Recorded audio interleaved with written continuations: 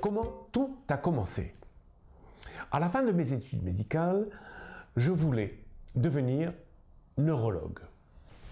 J'ai toujours été passionné par le fonctionnement du cerveau, aujourd'hui encore. Ainsi, le matin, j'allais à l'hôpital de Garches et l'après-midi, j'exerçais la médecine générale dans un petit cabinet que j'avais ouvert à Montparnasse. J'avais dans ma clientèle un patient que j'aimais beaucoup.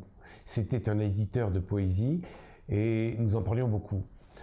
Un jour, au décours d'une conversation, il me regarde et puis il me dit « Docteur Ducamp, vous m'avez toujours bien soigné, mais aujourd'hui, j'aimerais que vous m'aidiez à maigrir. Je suis obèse, voyez-vous, et j'ai passé 50 ans et je commence à avoir peur. » Alors je lui explique que je n'avais pas de compétences particulières en nutrition et en amaigrissement, mais il insiste et je ne savais pas comment m'en sortir. Alors, je l'entends prononcer une phrase qui a littéralement bouleversé la trajectoire de ma vie.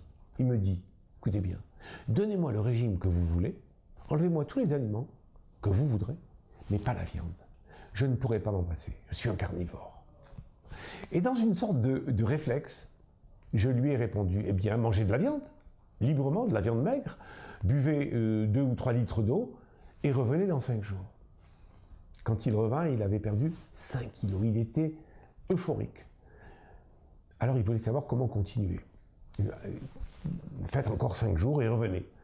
Il revint, toujours avec le même sourire, il avait encore perdu 3 kilos, ce qui faisait quand même 8 kilos en 10 jours. Il trouvait ça invraisemblable. Moi aussi d'ailleurs. J'ai alors décidé de lui ajouter des légumes, mais 5 jours plus tard, quand il revint, il n'avait pas perdu 1 gramme. Il me demanda alors en urgence de reprendre 5 jours de viande. Et c'est ainsi que, avec des successions de 5 jours de viande et 5 jours de viande avec des légumes, qu'il perdit plus de 40 kilos en 6 mois. Devant sa joie de vivre et ce résultat insensé, et surtout la difficulté que je rencontrais à soigner mes patients neurologiques, à l'époque c'était des enfants paraplégiques, des enfants poliomyélitiques, ça me bouleversait. Donc j'ai décidé d'arrêter la neurologie pour passer en nutrition.